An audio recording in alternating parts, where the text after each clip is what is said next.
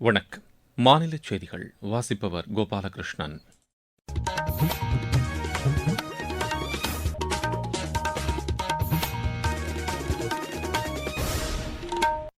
தலைப்புச் செய்திகள். பிரதமர் திரு நரேந்திர மோடி மக்களிடையே மனம் திறந்து பேசும் மன் கி பாத் நிகழ்ச்சி அகில இந்திய வானொலியில் இன்று காலை 11 மணிக்கு ஒலிபரப்பாகிறது. உள்நாட்டில் கப்பல் கட்டும் தொழிலை ஊக்குவிக்க மத்திய அரசு புதிய வழிகாட்டுதல்களை வெளியிட்டுள்ளது. வாக்காளர் பட்டியலில் பெயர் சேர்த்தல், நீக்குதல் மற்றும் திருத்தங்களை மேற்கொள்வதற்கான சிறப்பு முகாம்கள் மாநிலம் முழுவதும் இன்றும் நடைபெறவுள்ளது. தமிழகத்தில் சட்டம் ஒழுங்கு நாளுக்கு நாள் சீர்குலைந்து வருவதாக பிஜேபி குற்றம் சாட்டியுள்ளது. இந்தியா இலங்கை அணிகளுக்கு இடையேயான 4வது மகளிர் டுவெண்டி கிரிக்கெட் போட்டி இன்று திருவனந்தபுரத்தில் நடைபெறுகிறது. இனி விரிவான செய்திகள். பிரதமர் திரு நரேந்திர மோடி மக்களிடையே மனம் திறந்து பேசும் மன் கி பாத் நிகழ்ச்சி அகில இந்திய வானொலியில் இன்று காலை 11 மணிக்கு ஒலிபரப்பாகிறது. நாட்டில் உள்ள அனைத்து வானொலி நிலையங்களும் இதனை அஞ்சல் செய்யும். பிரதமர் உரை முடிந்தவுடன் அதன் தமிழாக்கத்தை சென்னை அகில இந்திய வானொலி ஒலிபரப்புகிறது. இது இரவு 8 மணிக்கு மறு ஒலிபரப்பு செய்யப்படும்.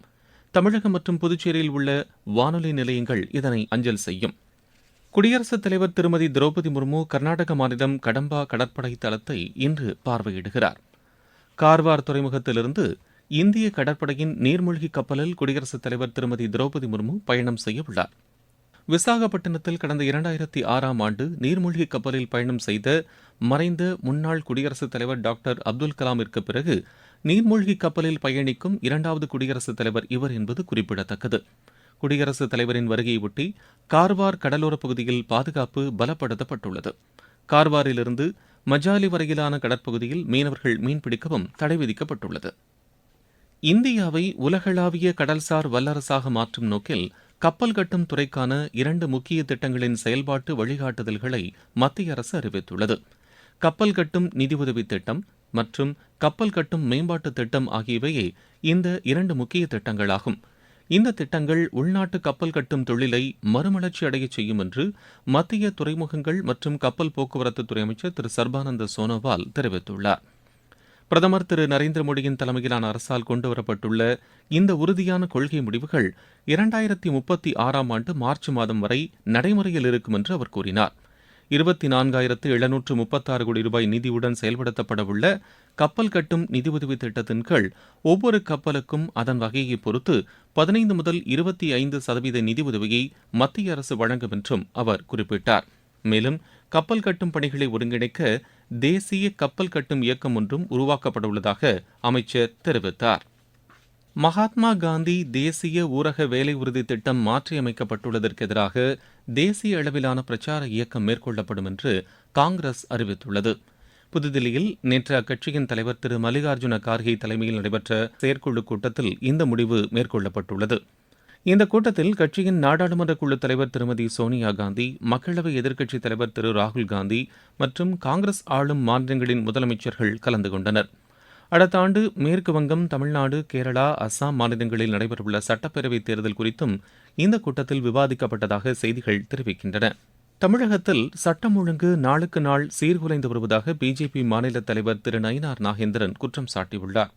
திண்டுக்கல் மாவட்டம் ஒட்டஞ்சத்திரத்தில் நேற்று நடைபெற்ற பொதுக்கூட்டத்தில் பேசிய அவர், பள்ளி மற்றும் கல்லூரிகள் அருகிலேயே போதைப் பொருட்கள் விற்பனை செய்யப்படுவதாக கூறினார். பெண்களுக்கு எதிரான வன்கொடுமைகள் அதிகரித்துள்ளதாகவும் இதனால் பெண்கள், குழந்தைகளும் அச்சத்துடன் வாழ வேண்டிய நிலை ஏற்பட்டுள்ளதாகவும் அவர் தெரிவித்தார். அஇஅதிமுக ஆட்சிக் காலத்தில் சாத்தான்குளத்தில் காவல் நிலையத்தில் விசாரணைக்கு அழைத்துச் செல்லப்பட்ட தந்தையும் மகனும் கொல்லப்பட்ட சம்பவத்திற்காக நீதி கேட்ட திமுக ஆட்சியில் இதுவரை 72 காவல் நிலைய மரணங்கள் நிகழ்ந்துள்ளதாகவும் திரு நயினார் நாகேந்திரன் கூறினார். நீங்கள் கேட்டுக்கொண்டிருப்பது மாநில செய்தி அறிக்கை. ஊரக வளர்ச்சிக்கான புதிய அத்தியாயம். வளர்ச்சியடைந்த இந்தியாவிற்கான ஊரக வேலைவாய்ப்பு உறுதி மற்றும் வாழ்வாதார சட்டம். இந்த சட்டம் வருடத்திற்கு 125 நாட்கள் வேலையை உறுதி செய்கிறது. இதில் வாரந்தோறும் ஊதியம் வழங்கப்படுவது கட்டாயமாக்கப்பட்டுள்ளது.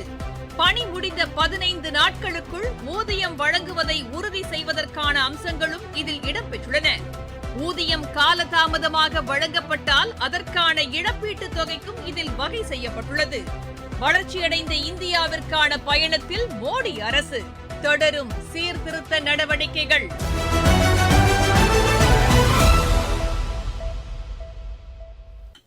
வாக்காளர் பட்டியலில் பெயர் சேர்த்தல், நீக்குதல் மற்றும் திருத்தங்களை மேற்கொள்வதற்கான சிறப்பு முகாம்கள் மாநிலம் முழுவதும் இன்றும் நடைபெறவுள்ளது. தமிழகம் முழுவதும் 75,000 வாக்குச்சாவடிகளில் இந்த முகாம்களுக்கு ஏற்பாடுகள் செய்யப்பட்டுள்ளன. வாக்காளர் பட்டியல் சிறப்பு தீவிர திருத்த பணிகளுக்கு பின்னர் கடந்த 19ஆம் தேதி வெளியிட்ட வரைவு வாக்காளர் பட்டியலில் திருத்தங்களை மேற்கொள்ள விரும்புவோர் அடுத்த மாதம் 18ஆம் தேதிக்குள் திருத்தங்களை மேற்கொள்ளலாம் என்று தேர்தல் ஆணையம் கூறியுள்ளது. இறுதி வாக்காளர் பட்டியல் வரும் பிப்ரவரி மாதம் 17ஆம் தேதி வெளியிடப்பட உள்ளது. சென்னையில் நட்சத்திர விடுதிகளில் புத்தாண்டு கொண்டாட்டங்களுக்கு காவல்துறை கடும் கட்டுப்பாடுகளை விதித்துள்ளது. ஹோட்டல்கள், நட்சத்திர விடுதிகள் மற்றும் கேளிக்கை விடுதிகளுக்கு வரும் வாகனங்களை முறையாக சோதனையிட வேண்டும் என்றும் அனைத்து நுழைவு வாயில்களிலும் கேமராக்களை பொருத்த வேண்டும் என்றும் அறிவுறுத்தப்பட்டுள்ளது. கேளிக்கை நிகழ்ச்சிகளுக்காக தற்காலிக மேடைகள் அமைத்தால் அதன் உறுதித்தன்மையை தீயணைப்புத் துறையினரிடம் தெரிவித்து தகுதிச் சான்று பெறுவது கட்டாயமாக்கப்பட்டுள்ளது. நீச்சல் குளத்தின் மீது மேடைகள் அமைப்பதற்கு தடை விதித்துள்ள காவல்துறை பாதுகாப்பு பணியில் போதுமான பெண் காவலர்களையும் ஈடுபடுத்த திட்டமிட்டுள்ளது. உடல் உறுப்பு தானத்தில் தமிழகத்திலேயே தருமபுரி அரசு மருத்துவக் கல்லூரி மருத்துவமனை கடந்த 3 ஆண்டுகளாக முதலிடத்தில் உள்ளது. உடல் உறுப்பு தானம் குறித்த விழிப்புணர்வே இதற்கு காரணம் என்று கல்லூரியின் முதல்வர் திரு மனோகரன் எமது செய்தியாளரிடம் தெரிவித்தார். தருமபுரி அரசு மருத்துவக் கல்லூரி மருத்துவமனை இதுவரைக்கும் 32 பேர் ஆர்கன் டொனேட் பண்ணியிருக்காங்க. அவங்க மூலிமா கிட்டத்தட்ட ஒரு 136 பேருக்கான ஆர்கன் கொடுத்து உயிரை வாழ வச்சிருக்காங்க. இந்த ஆர்கன் ரெட்ரீவலுக்காக வேண்டி நம்ம தமிழக அரசு எல்லா உதவிகளும் அரசு மருத்துவக் கல்லூரி மருத்துவமனைக்கு செய்கிறாங்க. இதுக்கு தேவைப்படுற எல்லா உபகரணங்கள் எல்லாமே நம்மளோட CMCHS மூலிமா நமக்கு கிடைச்சிட்டு இருக்கு. இந்த ஆர்கன் ரெட்ரீவலில் நம்ம தமிழகத்தில் நம்மளோட தருமபுரி மருத்துவக் கல்லூரி முதலிடமாக இருக்குது. அதாவது நான் டிரான்ஸ்பிளான்ட் பண்ணாத ஆஸ்பத்திரி, ஆனால் ஆர்கன் மட்டும் எடுத்து தர இதில் நம்மளோட தமிழகத்தில் தருமபுரி இதுவரைக்கும் தொடர்ந்து 3 வருஷமாக முதலிடம் இருக்கு. இருவரிச் செய்திகள். யுக்ரைன் மீது ரஷ்யா கடும் தாக்குதலை தொடுத்த நிலையில் அந்நாடு தொடர்ந்து போர் புரியவே விரும்புவதாக யுக்ரைன் அதிபர் திரு வோலோடிமிர் ஜெலன்ஸ்கி குற்றம் சாட்டியுள்ளார். சோமாலியாவிலிருந்து பிரிந்து சென்ற பகுதியை சோமாலிலாந்து என்று இஸ்ரேல் அங்கீகாரம் அளித்துள்ளதற்கு அரபு நாடுகளின் கூட்டமைப்பு கண்டனம் தெரிவித்துள்ளது.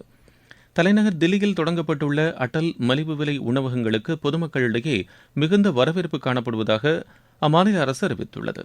திருவண்ணாமலை மாவட்டம் கீழ்பண்ணாத்தூர், ராஜதாங்கல் கிராமங்களில் நிகழ்ந்த சாலை விபத்துகளில் உயிரிழந்த 3 பேரின் குடும்பத்தினருக்கு முதலமைச்சரின் நிவாரண நிதியிலிருந்து தலா 3 லட்சம் ரூபாய் வழங்கப்படும் என்று மாநில அரசு அறிவித்துள்ளது. மயிலாடுதுறை மாவட்டம் தேரெழுந்தூரில் உள்ள கம்பர் தோட்டத்தில் மாணவர்கள் பங்கேற்ற கம்ப ராமாயண பாராயண நிகழ்ச்சி நேற்று நடைபெற்றது. பெரம்பலூர் மாவட்டத்தில் சமையல் எரிவாயு நுகர்வோர் குறைதீர் கூட்டம் நாளை மறுநாள் ஆட்சியர் அலுவலகத்தில் நடைபெறவுள்ளது. திருப்பத்தூர் அருகே தனியார் நிலத்தில் பழங்கால குடுவையிலிருந்து 86 பொன்னிற நாணயங்கள் கண்டெடுக்கப்பட்டுள்ளது. திருவனந்தபுரம் சென்னை சென்ட்ரல் விரைவு ரயில் வரும் வியாழக்கிழமை முதல் மொரப்பூரில் நின்று செல்லும் என்று தெற்கு ரயில்வே அறிவித்துள்ளது. புத்தாண்டை முன்னிட்டு கோவை ராமேஸ்வரம் இடையே முன்பதிவில்லா சிறப்பு ரயில் நாளை இயக்கப்படும் என்று தெற்கு ரயில்வே அறிவித்துள்ளது. கன்னியாகுமரி மாவட்டம் சுசேந்திரம் தானுமாலய சுவாமி கோவில் திருவிழாவை ஒட்டி வரும் வெள்ளிக்கிழமை அம்மாவட்டத்திற்கு உள்ளூர் விடுமுறை அறிவிக்கப்பட்டுள்ளது. ஸ்ரீவில்லிபுத்தூரில் உள்ள ஐயப்பன் கோவிலில் மண்டல பூஜையை முன்னிட்டு நேற்று நடைபெற்ற பால்குட வீதி உலாவில் ஏராளமான பக்தர்கள் கலந்து கொண்டனர்.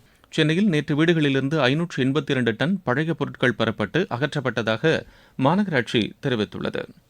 விளையாட்டுச் செய்திகள். இந்தியா இலங்கை அணிகளுக்கு இடையேயான 4வது மகளிர் டுவெண்டி கிரிக்கெட் போட்டி இன்று திருவனந்தபுரத்தில் நடைபெறுகிறது. 5 போட்டிகளை கொண்ட தொடரில் இதுவரை நடைபெற்ற 3 போட்டிகளிலும் இந்தியா வெற்றி பெற்று 3-0 என்ற ஆட்டக்கணக்கில் முன்னிலையில் உள்ளது. தேசிய சீனியர் பேட்மிண்டன் சாம்பியன் போட்டியின் மகளிர் ஒற்றையர் பிரிவில் ஒடிசாவின் தன்வி பத்ரி இறுதிப் போட்டிக்கு முன்னேறியுள்ளார். விஜயவாடாவில் நேற்று நடைபெற்ற அரையிறுதிப் போட்டியில் அவர் 18-21, 21-12, 21-15 என்ற செட் கணக்கில் மகாராஷ்டிராவின் ஸ்ருதி முண்டாடாவை வென்றார். மீண்டும் தலைப்புச் செய்திகள். பிரதமர் திரு நரேந்திர மோடி மக்களிடையே மனம் திறந்து பேசும் மன் கி பாத் நிகழ்ச்சி அகில இந்திய வானொலியில் இன்று காலை 11 மணிக்கு ஒலிபரப்பாகிறது.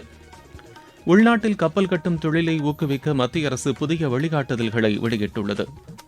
வாக்காளர் பட்டியலில் பெயர் சேர்த்தல், நீக்குதல் மற்றும் திருத்தங்களை மேற்கொள்வதற்கான சிறப்பு முகாம்கள் மாநிலம் முழுவதும் இன்றும் நடைபெறவுள்ளது.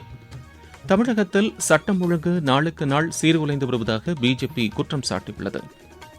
இந்தியா இலங்கை அணிகளுக்கு இடையேயான 4வது மகளிர் டுவெண்டி கிரிக்கெட் போட்டி இன்று திருவனந்தபுரத்தில் நடைபெறுகிறது.